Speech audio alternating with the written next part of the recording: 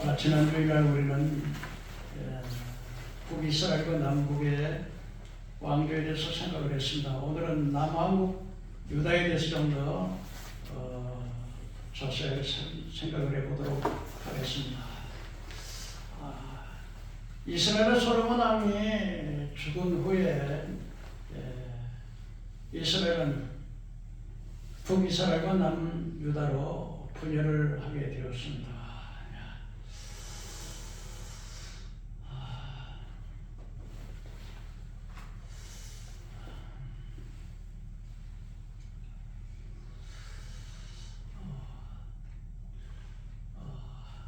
이스라엘 분열왕국의 초창기에는 그래도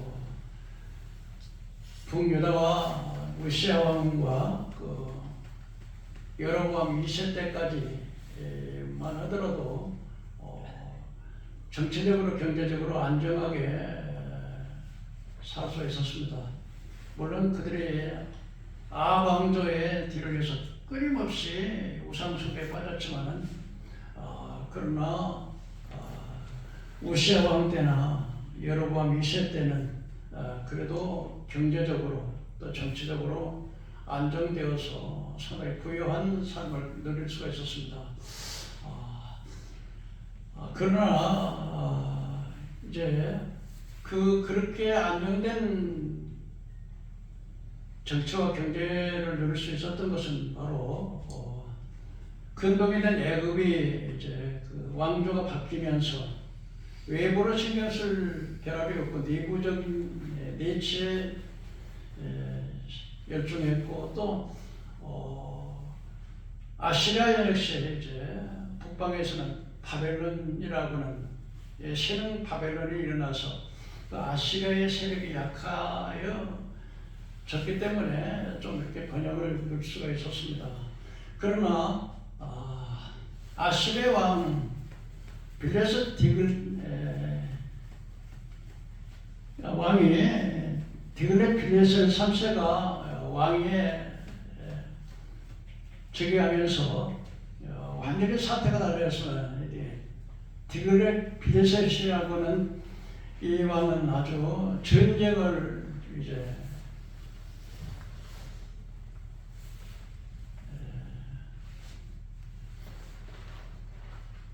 시작을 해서 주변 국가를 막 침략을 하는 정복 사업에 나가게 되었을 때 근동에는 많은 그 형태가 바뀌게 됩니다.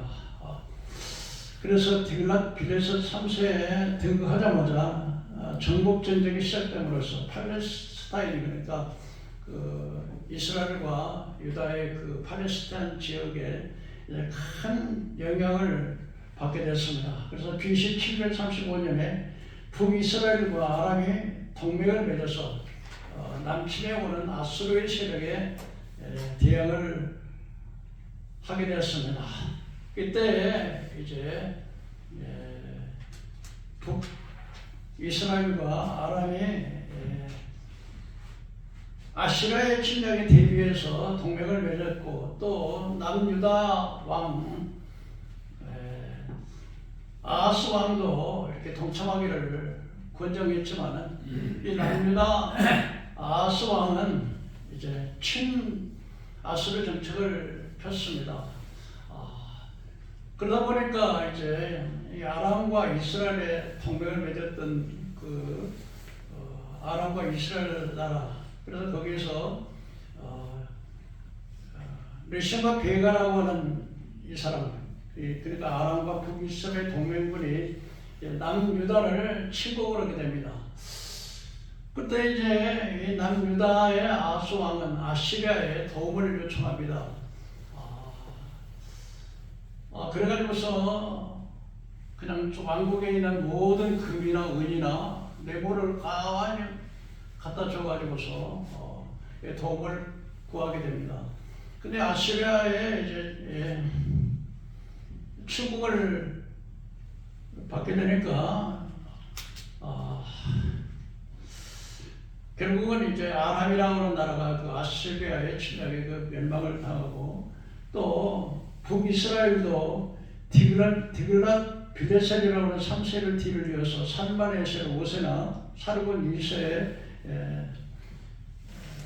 연속적인 그 침략으로 인해서 BC 722년에 북이스라엘이 멸망을 당하게 됩니다.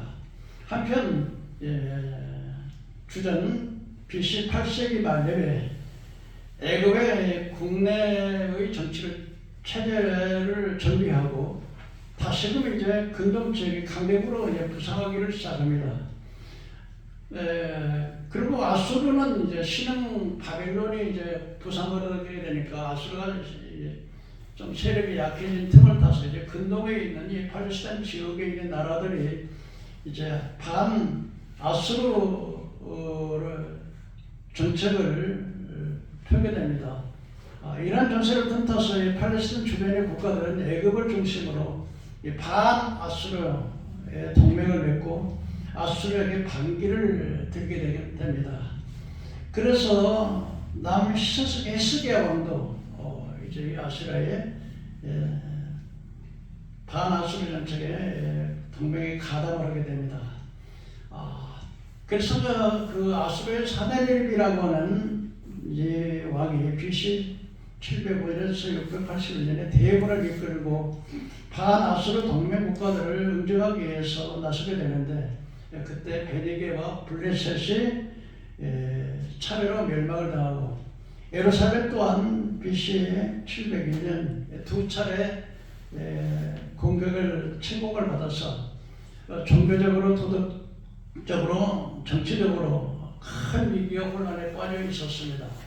이때 이사야 선지자는 이 사실을 가리켜서 마치 그 남유다도 아시라의 침공을 받아가지고서 마치 참 가옥들이 다 폐기가 돼서 막 들밭에 오두막같이 또는 소돔과 고모라도 성처는 하나님께서 결국 남겨두지 않았더나 아마 소돔과 고모라도 성처럼 됐을 거라는데 그러니까 멸망 직전적으로 멸망하지는 않았지만 큰 타격을 아시리아 나라를 통해서 이렇게 입게 됩니다.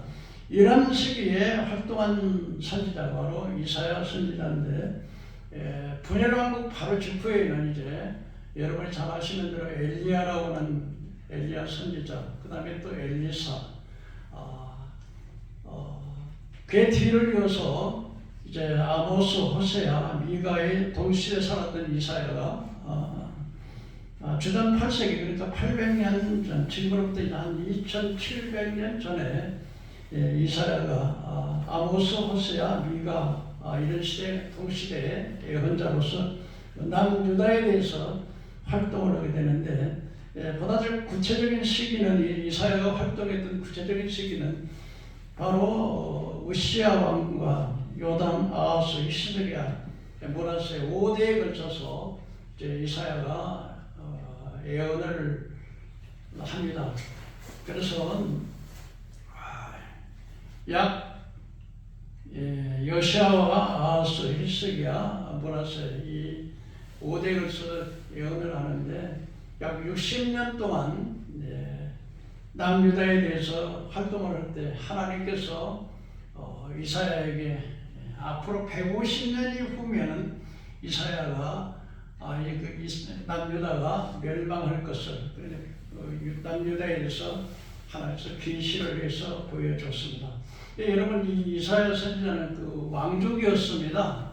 특별히 왕족이었고 또 이사야의 그 이름이라는 뜻이 여호와의 구원이라고 하는 그런 그 의미를 가지고 있습니다. 이름이 여호와의 구원이라고 하는 그런 의미로 이사야라고 하는 이름인데 이분이 므낫세 남유다 므낫세 왕 때 아니 므낫세 왕 악한 왕이었는데 결국 이제 톱으로 표적임을 나가는 순교했습니다. 아주 잔인한 왕이었었는데 그때 한 60년간 남유다를 향해서 5왕을 거치면서 60년간 예언을 하시고 거기에 대해서 이제 지도적인 역할을 하는데 좀 비참하게 악한 왕에 의해서 사람을 톱으로 켜 죽이는 하나님의 그래서 선지자들이 거기다 다 이렇게 순교를 하시는데 이렇게 되었습니다. 그래서 이사야 1장에 보면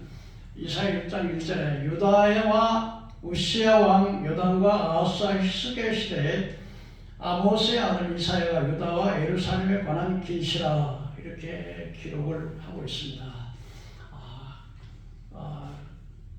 첫째 그 여호사밧 왕은 남유다 여호사밧 왕은 남유다의 4대 왕으로 35세 왕에 올라서 약 25년간 다스렸는데 하나님 보시기에 이 여호사밧 왕은 정직한 왕이었습니다. 그래서 율법을 지키고 하나님의 그 제사와 예배에 충실을 한 그런 왕이었습니다.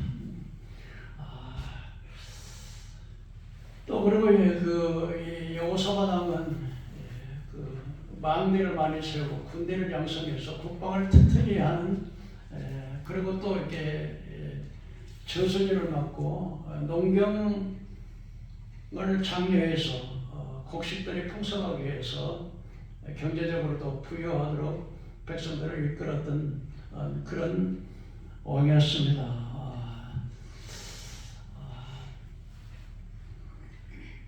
그래서 이제 그렇지만은 이 여호사밧 왕은 훌륭한 점도 많이 있었지만은 여호사밧 왕의 그 참 실수를 많이 한 것은 북이스라엘 왕은 19대 왕조까지 내려가면서 한 왕도 하나님을 제대로 믿는 왕이 없었습니다. 참 그냥 우상 숭배에 빠져가지고 19왕이 그 나라가 망할 때까지 19의 왕을 갈았지만 한 왕도 쓸만한 왕이 없고 전부 하나님을 반역하는 그런 왕들이었는데 이 남유다 왕은 하나님도 율례도 율법도 지키고 제사에도 잘 지켰던 그런 왕이었지만 북이스라엘의 그 악한 왕들과 이렇게 그 아합의 왕조의 그 우상을 그런 왕들하고 이렇게 친하게 교제를 하고 또 아합의 딸들에게 자기 아들을 그냥 북이스라엘의 아합의 왕의 그 딸들을 데려다가 며느리를 삼고 또 북이스라엘의 악한 왕들 특별히 아하시아 왕이라든지 아합 왕이라든지 또 이런 왕들과 이렇게 서로 이렇게 우호를 맺음으로 말미암아서 큰 실수를 하게 됩니다. 우리나라도 마찬가지로 이게 북한은 같은 동족이라고 해가지고 자꾸 북한에다가 이게 돈을 보내고 또 비밀을 또 보내고 그래서 같은 동족이라고 해가지고 그렇게 한 것처럼 여호사밧 왕은 훌륭한 왕이었지만 그러나 북이스라엘의 악한 왕들과 이렇게 교제해서 또 북이스라엘 아합의 그 딸들을 자기 며느리로 삼아가지고 이렇게 하다 보니까는 북이스라엘에서는 아주 악한 왕 중에는 아합 왕이라든지 아시아 왕이라든지 이런 왕들은 굉장히 악한 왕들이었습니다. 그런 데서 이렇게 사돈을 맺고 또 그런 며느리를 따고 오다 보니까는 그 여자가 잘 들어와야 되는데 여자가 자꾸 이렇게 이런 여자들이 들어오다 보니까는 아주 자기의 그 남편 된 왕들이 또 이렇게 아주 부패하게 되고 이런 실수를 하게 되는 것입니다. 그래서 우리가 사람을 한 가정이 잘 되려면 무엇보다도 여자가 잘 들어와야 되지. 신앙에 그 여자가 들어올 때 그 가문이 잘 되지만은 그냥 우상이나 숭배하고 또 이렇게 자꾸 하나님을 대적하는 그런 여자들이 들어오면 아주 집안이 망하는 거죠. 남편은 그리고 또 이 여호사밧 왕은 초창기는 이렇게 하나님 율례와 법도 우상도 버리고 이렇게 믿음으로 살려고 이렇게 하는 그런 왕이었지만은 말년에 가가지고서 제사장만이 이렇게 하나님 성전에서 분향을 해야 되는데 왕이 하나님 성전에 들어가서 분향을 하다가 그냥 그냥 분향을 하니까 이제 제사장들이 80명이나 가지고 왕이 그러면 안 됩니다. 절대 그건 하나님의 그만 일이고 왕과 선지와 제사장의 그 사명이 직책이 다 구분되어 있기 때문에 안 되라고 이렇게 말렸어도 말을 듣지 않다가 결국은 성전에서 이렇게 하나님의 심판을 받아가지고 문둥병에 걸려가지고 결국은 이제 왕궁에서 문둥이 때 거룩한 성전에서 나병 환자가 되니까 이제 쫓겨나가지고 그 아들이 뒤를 섭정을 요담이라고 하는 아들이 이렇게 섭정을 하게 됐습니다. 그다음 두 번째 남유다 왕 중에 요담이라고 이사야 때 요담이라고 하는 그 왕은 유다의 왕을 약 16년 동안 통치했는데 성전 윗문도 건축하고 영체 망대를 세웠습니다. 이 사람도 악한 왕이었는데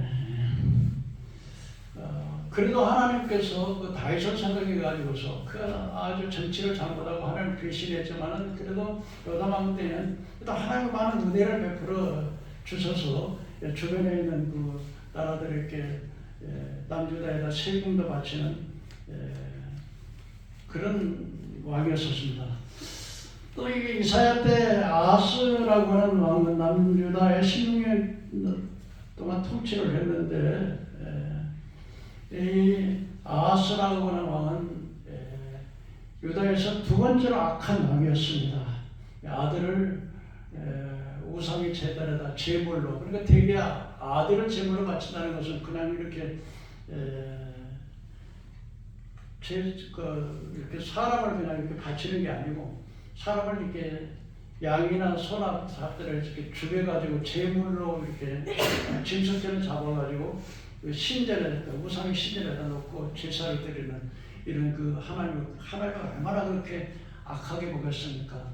모라스 같은 왕은 아예 그냥 아들을 이렇게 짐승처럼 잡아가지고 거기다가 그냥 잡기만 하는 게 아니라 거기다 불을 태워가지고 우상 위에다 이렇게 바치는 이렇게 악한 일을 그냥 하나님의 북이스라엘도 그렇지만 남유다도 이렇게 악한 일을 했습니다. 네 번째로 이제 히스기야 왕의 이사야 때 히스기야 왕은 아주 히스기야 왕 유다의 두 번째로 선한 왕이었습니다. 유다에는 20대 왕조까지 있었는데 거기에 보면 그 우시야, 여호사밧이나 아사나 요시아나 히스기야 이 네 왕들을 그래도 하나님 앞에 좀 선정을 베푼다고 하는 그런 왕들이 있는데, 근데 그 히스기야 왕은 남유다에서 BC 711에서 687년에 29년 동안 남유다를 통치하는 아주 선한 왕이었습니다. 이 히스기야 왕은 6월절을 처음으로 6월절을 아주 성대하게 지켰던 그런 왕이었습니다. 그래서 하나님께서 이 히스기야 왕 때 또 이 히스기야 왕은 자기가 병들었을 때 중년에 병들었을 때 하나님 앞에 그냥 눈물로 벽을 향해서 하나님 내가 정직하게 이렇게 하나님 나라에게 우상을 철폐하고 그때 믿음으로 살았는데 내 중년에 내 생명을 거둬가십니까라고 했을 때 하나님께서는 그 히스기야의 생명을 15년을 연장해 주시는 그런 일도 하셨습니다. 그리고 이 히스기야 왕 때 이 아수르 왕 사드락이 바르단과 납사리스와 그 장군들을 데리고 이제 예루살렘을 침략해 왔습니다. 침략했을 때 납사리가 아주 하나님 앞에 모독하는 그런 말을 합니다.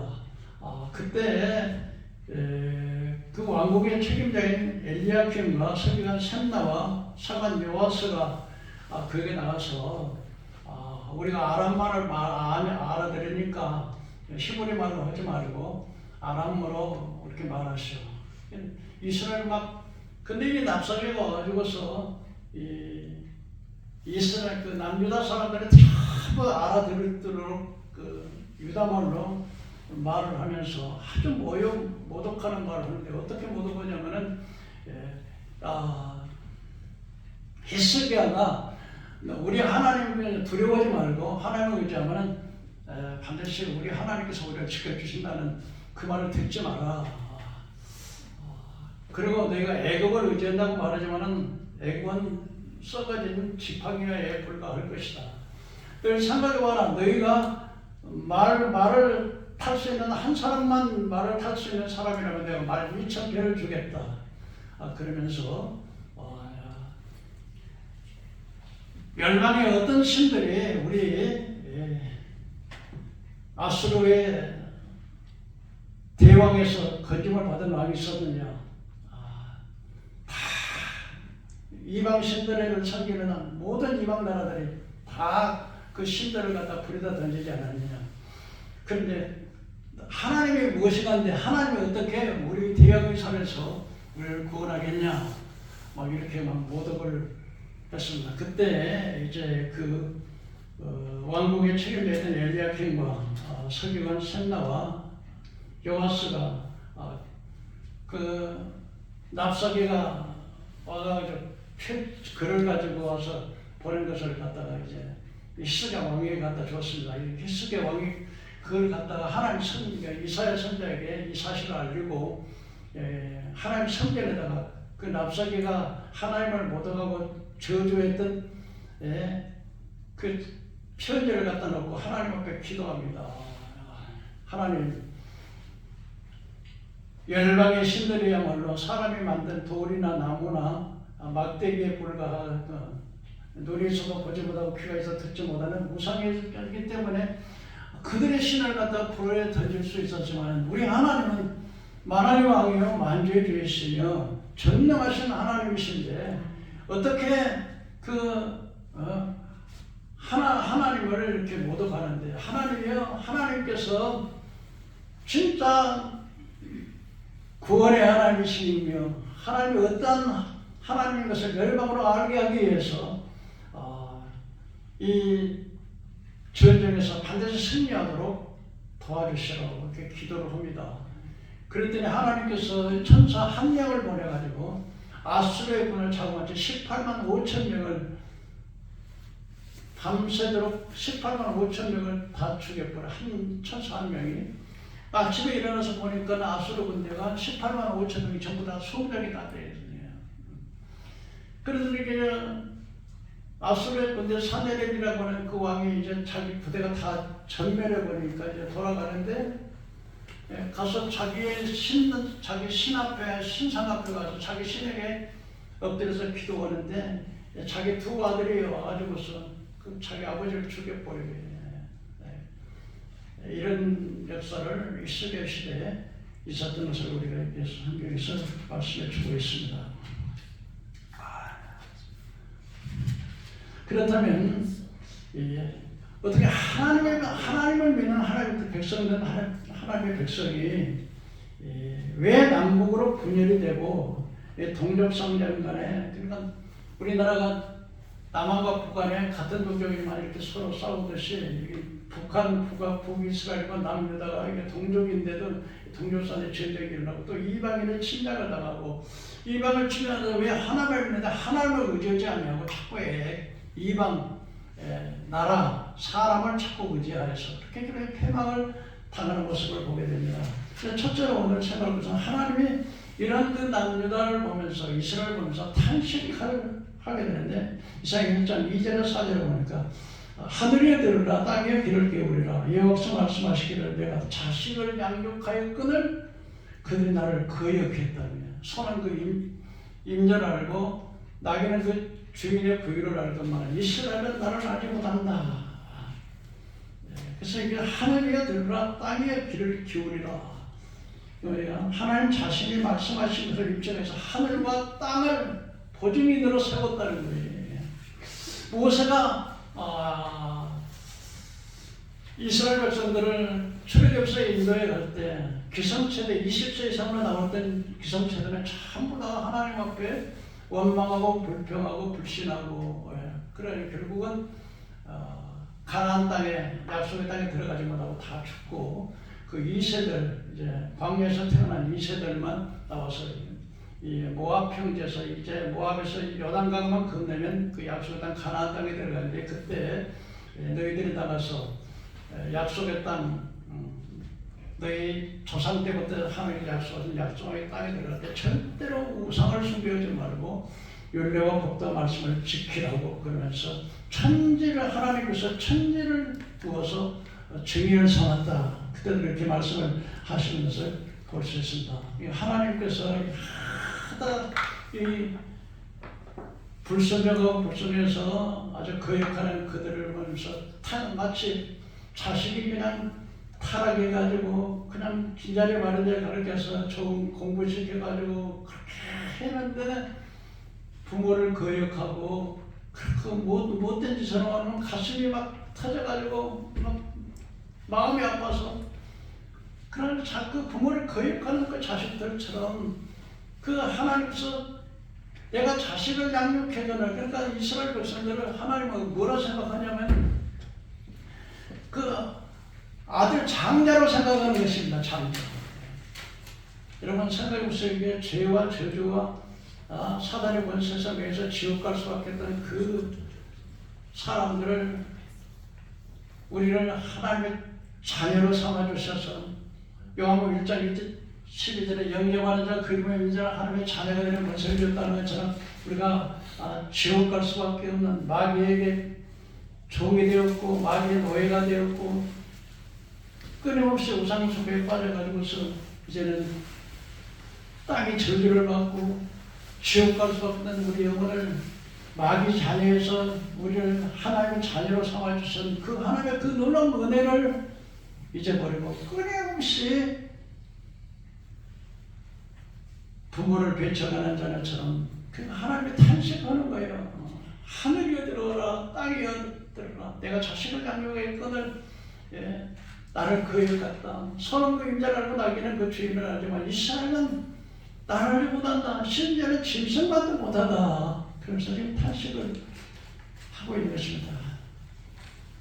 신명기 4장 20절에 내가 그 땅에서 아들을 낳고 손자를 얻으며 오래 살 때 만일 스스로 부패하여 무슨 형상이든지 우상이든지 조각하여 네 하나님 여호와 앞에 악을 행함으로 그 노를 일으키면 내가 천지를 불러 증거를 삼노니 너희가 요단강에 건너가서 얻을 땅에서 속히 망할 것이라고 모세가 그 이스라엘 후손들에게 너희가 제발 약속의 땅에 들어가거든 우상 숭배하지 말고 하나님 법대로 살아야 하나님 복을 주신다고 말씀하시고 신명기 28장에 보면은 내가 내 하나님 여호와의 말씀을 삼가듣고 내가 오늘 내게 명하는 명령을 지켜야 하면 내가 세계 민족 위에 뛰어나게 만들어주겠다는 얘기예요. 내가 나가도 복을 받고 들어와도 복을 받고 무양의 새끼가 복을 받고 떡그릇 반죽그릇에 복을 받고 성읍에서도 복을 받고 들에서도 복을 받고 내가 남에게 꾸어줄 줄 좀 꾸지 않고 내가 머리 되고 꼬리 되지 않고 위에 있고 아래 되지 나를 같지 않냐고 너를 치러왔던 전쟁이 일어나서 그 나라를 침략했던 그 나라가 너희를 침략하다 한 길로 갔다 7길로 도망을 갈 것이고 이렇게 하나님 말씀에 순종하면 하나님이 복을 이렇게 주시겠다고 약속을 하십니다. 이렇게 하나님께서 약속하시고 이렇게 축복해 주시겠다 하는데 끊임없이 그래서 하나님이 내가 자식을 양육했거든 그들이 나를 거역하였다.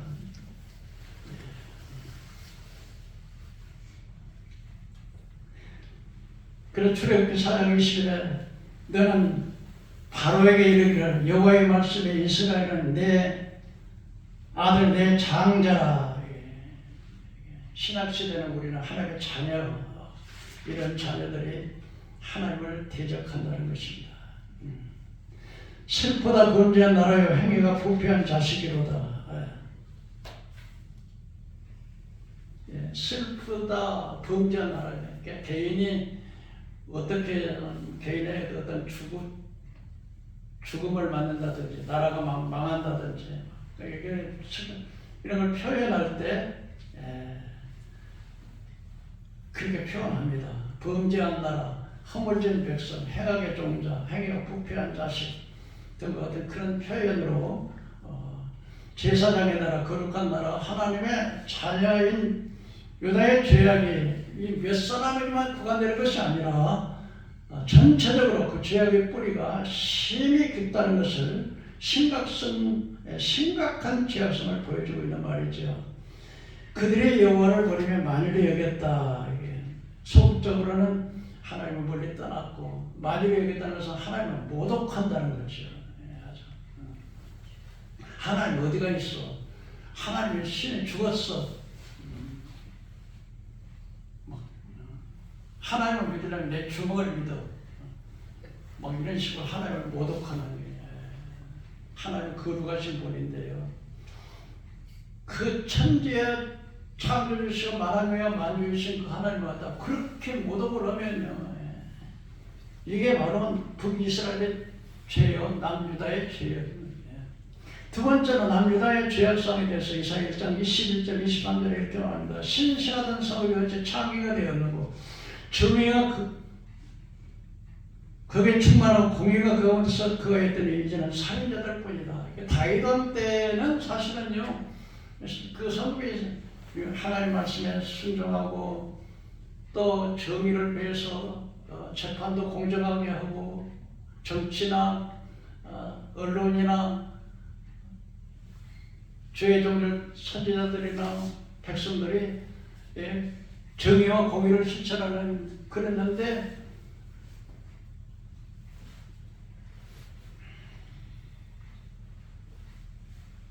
이들이 그렇게 남유다의 죄악성에 대해서 그렇게 신실하던 성읍이 아주 창기가 됐다는 거지.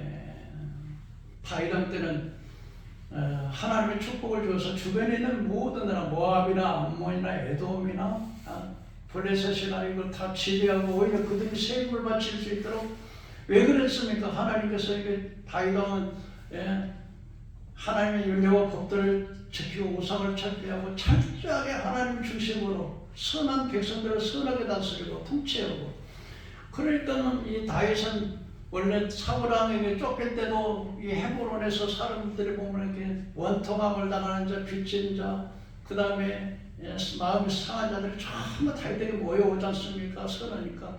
그래서 헤브론에서는 7년 동안 남유다를 있다가 또 이스라엘의 사울 왕이 죽으니까 이스라엘 백성들 다 다윗에게 모여가지고 북이스라엘에서 또한 33년, 그 40년 동안을 이렇게 왕위로 있으면서 정말 하나님 중심으로 유월절을 지키고 정말 믿음으로 살아가니까 하나님 그렇게 복을 주셔서 신실했습니다. 그때는 재판관도 또 그리고 또는 주의 종들도 선지자도 서기관도 또는 이게 아주 조직적으로도 군대 장관이라든지 또는 이렇게 제사장이라든지 아주 조직적으로 살아가지고 나라가 튼튼해서 정말 재판관도 아주 공정하게 재판을 하고, 근데 이 신실하던 성읍이 아주 장기가 됐다는 거예요. 수세 장가가 결혼했는데 여자가 바람 펴가지고 다른 남자가 가지고 어떤 아니 그냥 창녀처럼 그렇게 된 것처럼, 원래는 하나님은 이스라엘의 남편이고 이스라엘 백성은 그의 아내가 되었는데, 그런데 하나님을 배신하고 저 바알바스라 사탄과 마귀와 귀신을 섬기는, 그러니까 장기 영적으로 보면은 이 육신의 가늠과 영적인 가늠 똑같아요. 육신의 가늠은 내 남편 내 안에 두고서 다른 바람피는 것이고, 하나님은 또 영적인 가늠은 하나님이 우리의 남편이고 예수는 우리 신랑인데 그걸 버리고 마귀 사탄 귀신을 섬기니까 창기가 됐다는 거예요. 이렇게 신선한 성이 창기가 됐다 이렇게 탄식을 하고 있습니다. 또 백성들은 또 이렇게 22절에 보면 내 은은 찌기가 되었고 내 포도주에는 물이 섞였도다. 그러니까 백성들의 타락을 또 지적하고 있습니다. 여러분,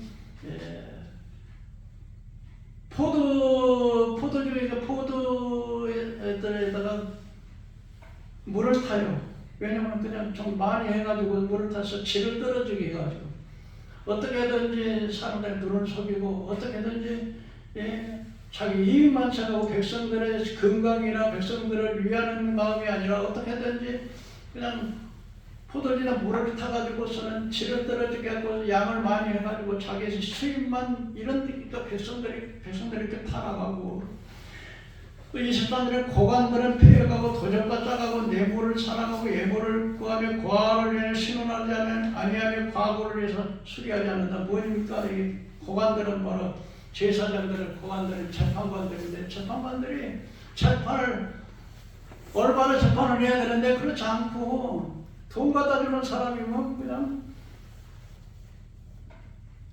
대부분이 보면은 여러분 세상에 약한 자들이든가 과와 과부들과 약한 자들, 신없는 자들은 그들을 신원해서 공정하게 법에 따라서 공정하게 재판을 해서 약한 자들의 억울함을 당하지 않도록 신원을 해줘야 되는데, 오히려 그냥 돈 갖다 주고 뇌물 갖다 주면은 그냥 그 사람은 그냥 죄가 있어도 없다고 무죄를 해버리고, 죄가 없어도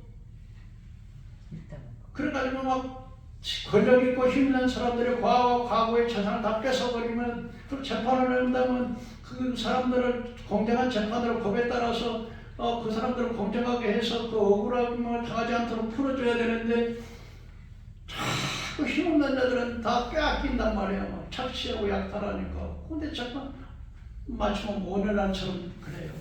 돈만 있으면은. 그러니까 여러분, 세상이 폐역한다는 게 뭐냐면요, 세상의 사람들은 세상적인 출세만을 해. 자기가 어떻게 하든지 내가 어떤 사람을 만나가지고서, 예? 정치도 마찬가지예요. 내가 어떤 자기의 유익한 편으로 기회주의, 여기가 좀 힘이 있으면 이쪽으로 기회주의자 언제든지. 그리고 성공을 그냥 아부하고 말이야.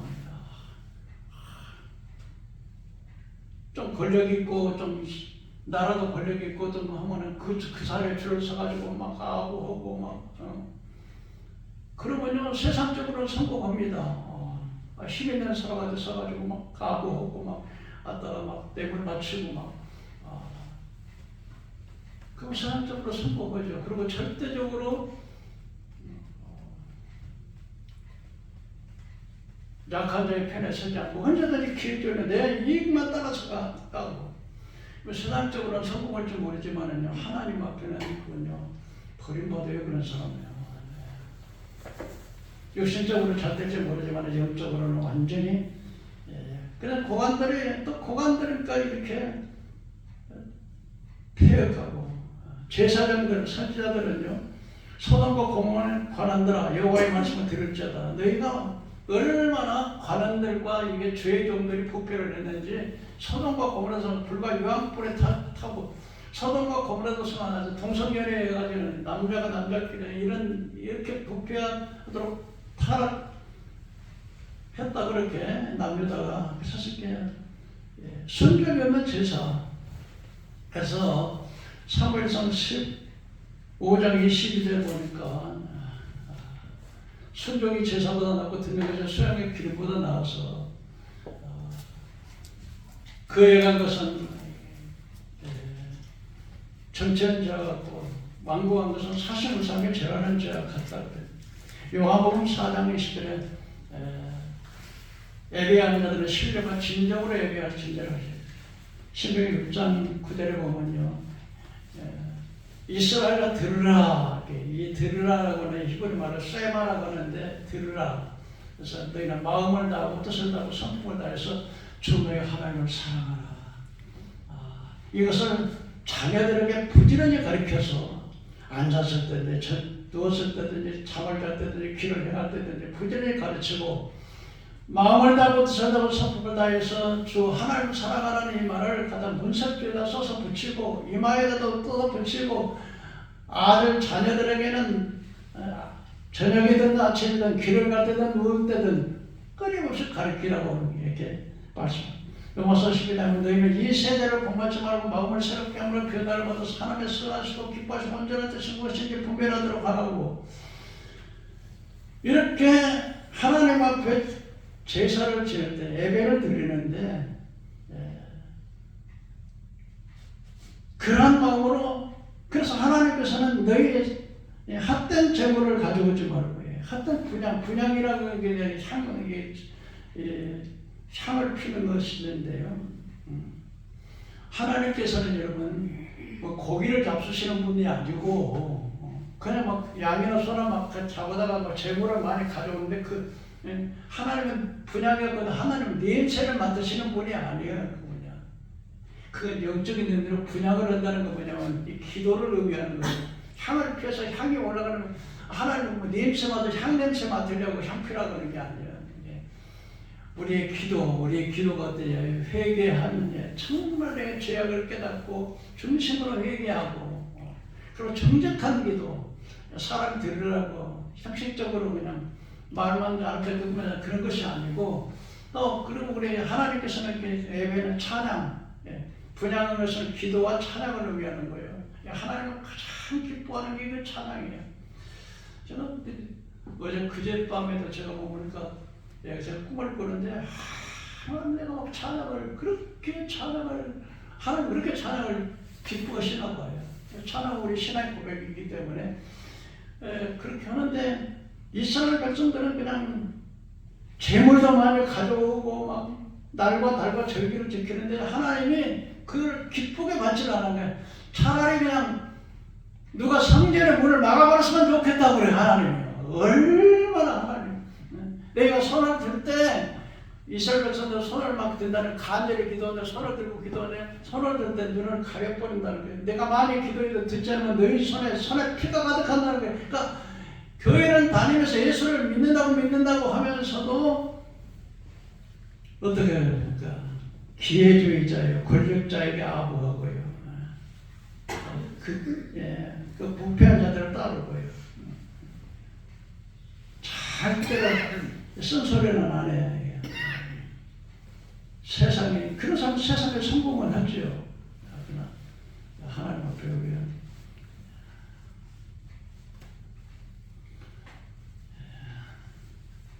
자기를 예수 교회를 다녀도 이스라엘 백성은 똑같이요. 교회를 다니고 예수를 믿어. 근데 예수를 믿는 사람들이 그렇게 지옥 가는 사람이 많다는 거예요. 왜 그러냐? 여러분, 자기를 의롭게 여기는 사람들, 진정으로 회개하지 않는 사람들, 거짓말하고요. 예수 교회를 다니면서 거짓말하고 탐욕적이고요, 도적질하고 세상과 하나님을 겸해 섬기고요. 나는 하나님도 좋고 세상도 좋고 돈도 좋고 세상도 좋고 권력도 좋고 물질도 좋고 한 발은 여기다 하나님하고 한 발은 세상이다. 이런 사람들 세속주의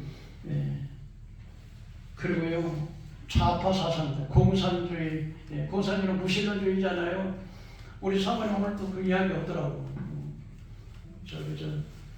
오바마하고 바이든이 할 때는요 예수님 이름으로 기도를 못 하겠는 거예요. 그러니까 종교의 이름으로 기도합니다. 아멘.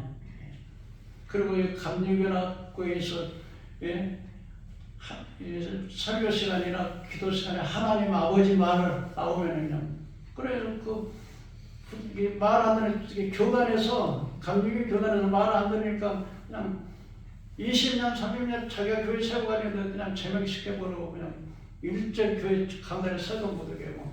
근데 이번엔 트럼프 대통령이 예수의 이름으로 기도하게 한다고 하잖아요. 하나님. 근데 우리가 예수를 믿으면서 왜 지옥 가느냐?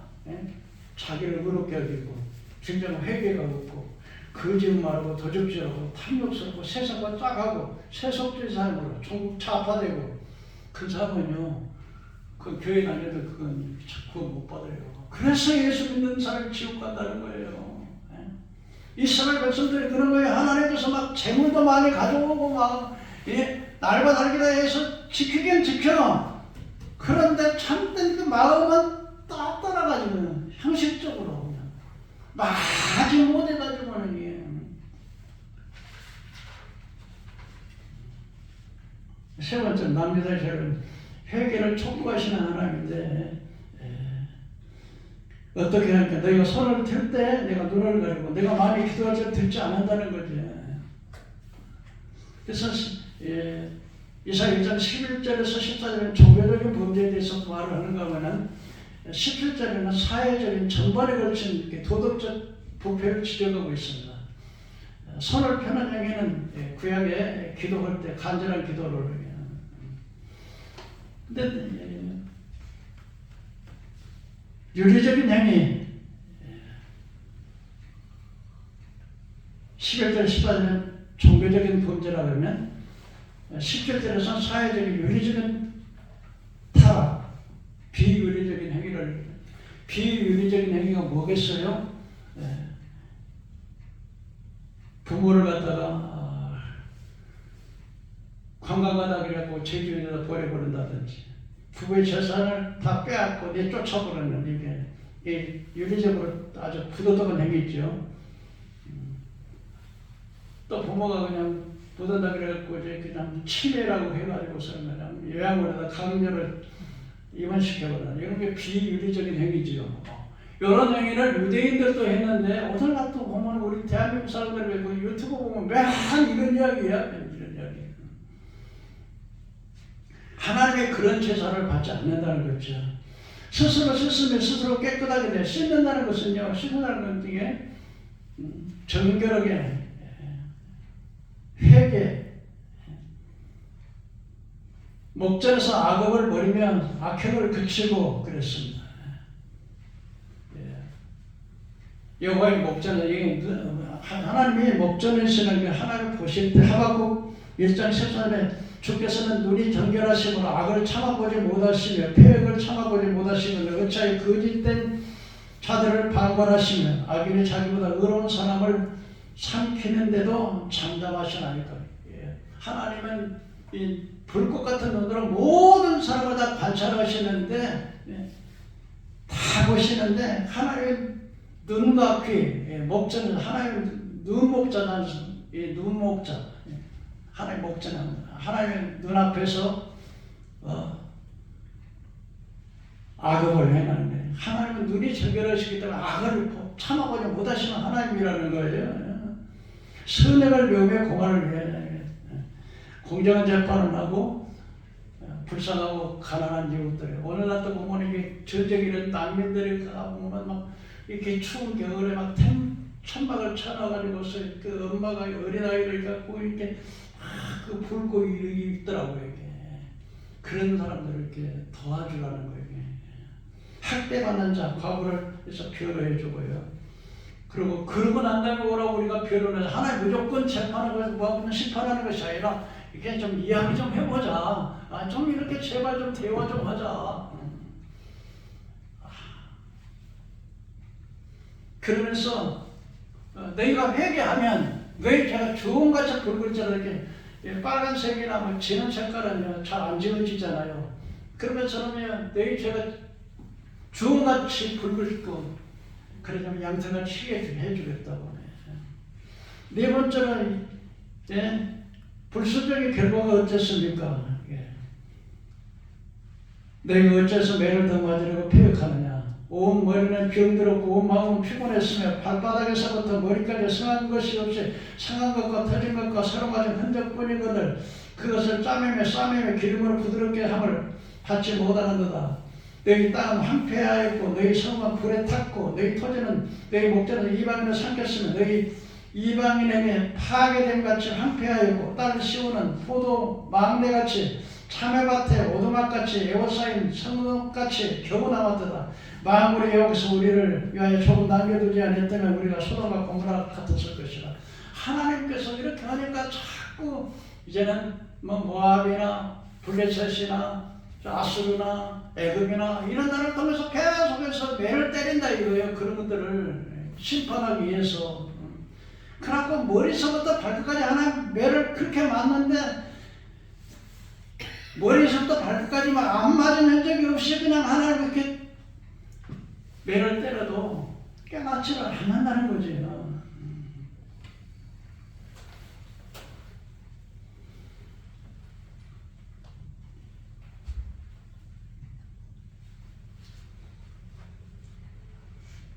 그러기 때문에 할 수 없이 하나님께서는 이 남유다가 아수르에 대해서 거의 파멸에 이르면서 원두막처럼 소돔과 고모라처럼 하나님께서 남겨두려면 그렇게 될 수밖에 없었는데 하나님께서 그래도 그만큼 남겨뒀는데 그래도 말을 안 들으니까 나중에는 바벨론이라고 하는 나라를 들어가지고서 이제는 결국은 이스라엘이 멸망이 되는데 제1차적으로 바벨론 나라가 여호야김 3년 때 느부갓네살 왕이 BC 605년에 제1차 바벨론에 침략을 했습니다. 땅 유다를 침략을 했는데 그때 왕족들이 전부 다 끌려갔어요. 그때 그 다니엘과 사드락과 메삭 아벤느고의 왕족들을 제1차에 바벨론 느부갓네살 왕이 땅 유다 예루살렘을 침략해가지고서 왕족들을 다 끌어가고 그리고 이제는 이게 왕국에 있는 또 하나님 성전에 있는 기공들을 다 파괴시키고 그 다음에 제2차로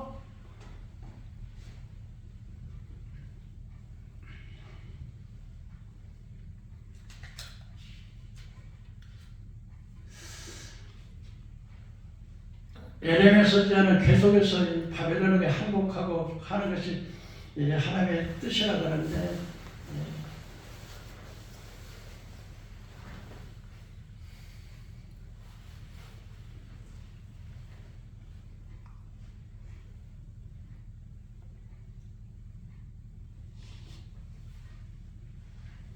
여호야김 왕은요 에레미야가 바룩을 통해서 이제 그 말씀을 기록하라고 했어요. 근데 이 바룩이 가가지고서 이스라엘 금식하는 날에 에레미야가 불러준 말씀을 전부 다 선포를 했어. 그때 그 선포를 드렸던 미가야라고 하는 사람이 가서 그 바룩이 에레미야에서 기록한 이 두루마리 성경 두루마리를 갖다가 읽어주라고 할 때 금식의 날에 그 읽어줄 때 그때 미가야가 그걸 듣고서 이제 고관들이 가서 그걸 다 알려줬어요. 그랬더니 고관들이 그 이야기를 듣고 깜짝 놀래가지고서 야 이거 가만히 말하지 말고 이제는 너와 그 에레미야 선지자가 숨어 있어라. 그러고서 그들이 가고 이제 여호야김 왕에다 이 이야기를 했어요. 그랬더니 그 여호야김 왕이 그 여우들을 시켜고 그걸 가져오라고 두루마리를 가져오라. 그래서 여우들가 두루마리를 가져와가지고 그 에레미야가 기록했던 하나님의 말씀을 읽었어. 읽으니까 여호야김 왕이 이 겨울에 이제 추우니까 화로에다 불을 놓고 이렇게 불을 쬐고 있다가 한 장 또 읽고 두 장, 세 장 읽고 또 딱 찢어가지고 불에다 태우고 또 이제 한 1장, 2장, 3장 또 읽고 또 불에 태우고 하나님의 말씀을 갖다가 그 하나님 앞에 이 에레미야 선지자가 바벨론을 항복하고 바벨론을 순종하고 하나님의 말씀을 순종하시려 했더니 이 여호야김 왕이 아수르 나라하고 그냥 의제학을 맺고 말 안 들어요. 그냥 처음에는 바벨론을 한 3년간 모셨다가 그냥 배신하고 아수르에게 그냥 해가지고 아수르는 아주 우상 숭배하는 아주 악한 나라거든요. 막 자식들 잡아다 불에다 태워서 제사 지내고 이런 나라인데 거기에 반하고 그러니까 하나님께서 에레미야가 다시 가가지고서 다시 바룩에 불렀던 거 다시 써라. 다시 두루마 옛날에는 이 성경 완성되는 게 아니라 두루마기를 이렇게 막 양피에다가 막 이렇게 쓰는 이 성경 하나의 말씀을 써서 그런 그 성경을 갖다 또 가지고서 했더니 짜라가는 불을 태우니까 하나님께서요 여호야김에게 뭐라 하냐면 너는 제대로 묻히지 말고 네가 하나님의 말씀을 불태웠기 때문에 하나님께서 너를 심판해가지고서 네 시체가 제대로 묻히지 못하고 낮에는 더위에 밤에는 추위에 막 버려지겠다고 그렇게 해서 바벨론을 끌려가가지고 정말 여호야김 왕 때 이제는 그 왕족들은 다 포로로 잡혀가고 예루살렘 성전의 기공들은 다 파괴되고 이렇게 됐던 거예요. 또 2차 남유다가 포로됐을 때 이때는 여호야김 아들 2차 포로 때는 여호야긴이라고는 그 왕이었는데, 이때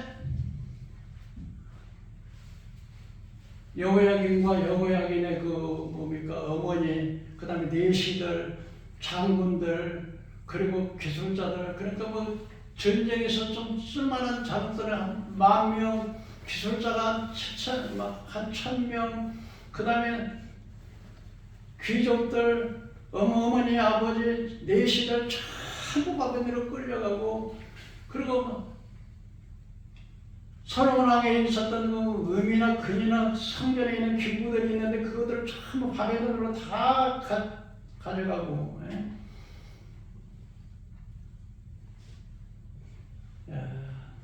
이거 하나 앞에 불순종하니까 바벨론에 이렇게 돼가지고서. 그래서 용사가 7,000명, 장인, 대장장이 영광에 싸울 만한 자들은 다 그래서 그냥 쓸모없는, 소유권도 없고 가난하고 쓸모없는 사람들만 남유다에 남겨놓고. 세 번째 또 신공을 하는데 그 시드기야 왕 때에서 자꾸 에레미야가 바벨론에게 가서 순종하라고, 이게 하나님의 뜻이니까. 그러니까 에레미야를 갖다가 막 우물등 위에다 갖다 놓고 밥도 안 주고 막. 그러다 나중에는 이게 제3차 침공에 와가지고서 이제 느부갓네살이 제3차 바벨론 나라가 일단 예루살렘을 침공해하고 성전이 불타고 가옥이 다 불타고, 완전히 그냥 망하게 된 거죠. 그래서 그 성을 갖다 느부갓네살이 그 성을 포위했는데, 성을 포위해가지고 성이 완전히 그냥 함락돼서 성이 포위돼가지고는, 그러다가 막 한 30개월 정도밖에 포위하다가 결국 이게 토성을 쌓아가지고는 무너지니까 군인들이 도망가니까 이제 시드기야 왕도 그냥 같이 가다가 잡혔어요. 잡혀가지고 와그때 해갖고는 자기 시드기야 왕 보는 앞에서 자기 자식들이 전부 다 죽이고, 시드기야 왕은 두 눈을 뽑아버리고 사슴을 끌고 가가지고 바벨론 들어서 끌고 갔어. 그 죽이고 나가거든. 그때 완전히 이 성전이 완전히 불타버린 겁니다. 그래서 예레미야가 이때 타시들에게 기독교는 예레미야가 슬프다. 전에 사람이 많더니 이제는 정막이가 절 앉았고, 전에는 열국의 크던 자가 과부같이 되었다. 전에는 열방 중에 큰 자, 공주였던 자가 이제는 가운데로 도우니까, 이스라엘 백성들이 바벨론에 멸망하기 전에는 사람들이 그냥 크게 많았는데 전부 왕이고 제사장이고 군인이고 쓸만한 사람 다 그러니까 서둘에 사람이 없다는 거죠. 그리고 그냥 영국에서 크던 자, 공주 같은 자가 이제는 공주도 이제 그냥 나라가 망하니까 이게 노예가 돼가지고서는 그냥 남에 가서 막 죽어서 노동을 하게 되고 막. 그러니까 에레미야가 이렇게 탄식에 기도를 하는 거예요. 모든 성들이 정화하고 제사장들은 탄식하며 처제들이 근심하고 시온도 공고를 받아도다 그의 대적들의 머리가 되고 그 원수들은 청통함으로 그의 죄가 많음으로 여호와께서 그를 공고케 하셨으므로 어린 자녀들이 대적들에게 사로잡혀가고요. 그래서 내 눈에 눈물을 상하며 내 창자가 끊어지며 내 간이 땅에 사라졌으며 이는 딸 내 백성이 패망하여 어린 자녀와 젊은 아이들이 성읍에서 길거리에서 기절하고 성읍 길거리에서 상한 자처럼 절하며 어머니를 품에서 혼이 떠날 때 어머니가 곡식과 포도주가 어디 있냐. 하나님의 바벨론에게 침략을 당하니까 그냥 제사장들은 전부 다 죽임을 당하고 청년들 남녀들은 전부 다 칼에 사가게 되고 어린아이들이 배가 고파가지고 죽을 때 엄마 배고파 나 포도주 그러고 죽는다는 거예요. 이게 막 길거리에 한 명 쓰러지고요.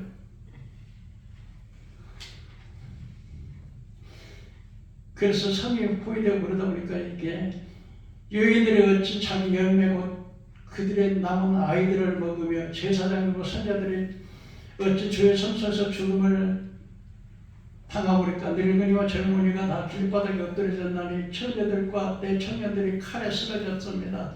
네. 세상에 이때에 남유다도 북이스라엘도 그냥 자식을 잡아먹는 그런 분인데 남유다도 이런 비극이 있었습니다.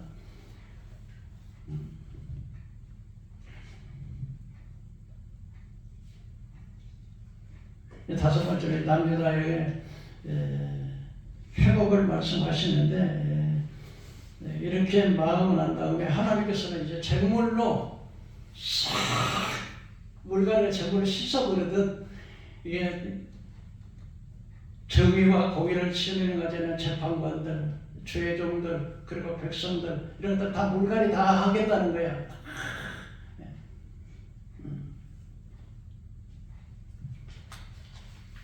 그래서 하나님께서는 이렇게 바벨론에 70년 동안 포로 생활하고 예레미야가 70년이 끝나고 나서 포로가 회복된다 그랬는데 말씀대로 1차 포로 귀환 시대에 고레스 바벨론 나라를 메데라고 하는 나라가 멸망시키고 고레스 왕에게 가서 해방령을 내려가지고 누구든지 가서 예루살렘에 가서 고국에 돌아가가지고 성전도 짓고 돌아갈 사람 돌아가라고 해방령을 내렸던 것이 고레스 왕의 포로기간이 BC 539년에 그래서 이렇게 스룹바벨이라고 하는 사람이 그대로 함께 여러 사람과 이렇게 예루살렘을 귀환해가지고 솔로몬 성전의 불탄 성전을 재건해서 스룹바벨 성전을 짓기도 하고 또 2차 에스라의 귀환 시대에는 에스라를 통해서 이제 영적 부흥으로 복음을 가르치고 율법을 가르쳐서 이제 영적 부흥운동을 일으키고 느헤미야를 통해서 이제 성벽이 무너지고 다 성벽이 무너진 걸 다 수리하고 이렇게 회복시켜주고 그리고 하나님께서 말씀하시기를 이제 전에는 이제 이렇게 쓸모없던 정의와 부정했던 재판관들, 죄종들, 그리고 백성들 이거 다 물갈이하고 새로운 자로서 이제 재판관도 새롭게 그리고 죄종도 새롭게 백성들도 새롭게 해서 완전히 회복시켜 주겠다고 그렇게 말씀을 하셨습니다. 그래서 오늘 남유다의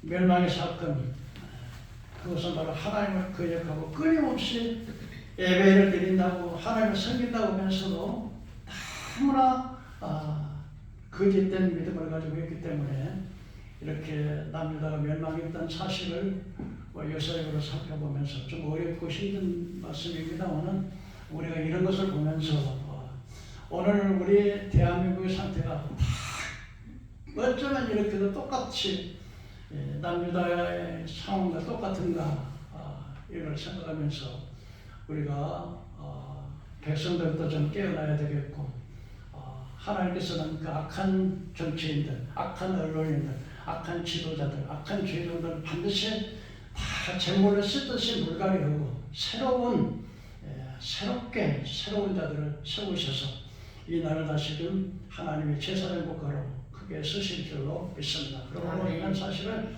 반드시 악한 자들은 반드시 물갈이하게 될 때가 반드시 하나님의 심판에서 그래서 지금 60만을 추구해서 어떻게든지 내가 기회주의자를 해가지고 권력자를 따라서 줄을 서가지고 출세하고 아부하고 좋은 말만 하고 그리고 하나님 뜻대로 안 살면 그 사람들은 육신적으로 지금은 잘 되는 것 같지만 반드시 하나님께서 그 사람들을 심판하고 이제는 선량한 사람, 공의를 행하는 사람, 정직한 사람, 하나님 뜻대로 순종하는 사람을 회복시켜 줄 것이어서 그래서 그 사람을 회복시켜 그래서 주님께서는 여호와께서는 분노는 잠깐이요 긍휼하시면 영원하시리라고 하나님께서는 사랑하는 자녀 때문에 매를 때리는데 매를 때릴 때 빨리빨리 깨닫고 회개해야 되는데 회개하지 않으면 남유다처럼 이렇게 고난만 많이 당한다는 것을 기억하라고 그러니까 왜 예수를 평생도록 예수를 믿으면서 천국 가야지 왜 천국까지 못하느냐 그건 자기가 나보다 항상 내가 낫고 세상에 자꾸 세상 욕심만 따르고 하나님의 말씀대로 하나님 믿는 것도 아니고 안 믿는 것도 아니고 이런 식으로 해가기 때문에 결국은 천국도 못 간다고 하는 걸 생각하면서 우리가 다시 한번 철저하게 깨달아야 되지 않겠나 생각을 합니다. 기도하십시오.